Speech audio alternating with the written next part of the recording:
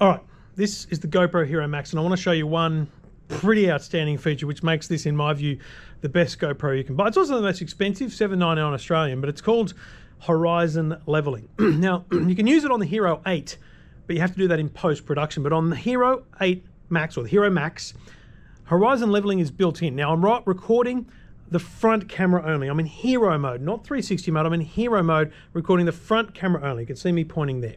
So what I'm doing is recording a wide shot here, but just using this camera to record the main video that you see. But I'm also using the back microphone. So you're only getting microphone from here. It's not getting all around. So it's another great feature. But let me just do a little twist around here. So if I twist the camera around, it'll just prove that you're seeing the whole office and you're seeing me talking in real time. That's using the front-facing camera. But here's horizon leveling. So you're a buggy, you're going down a crazy hill. And that video that you're seeing now, look how shaky I'm making it.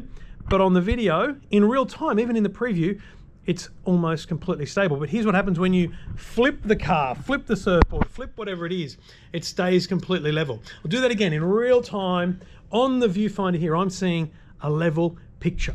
That is horizon leveling on the GoPro Hero Max. It's epic, really cool feature.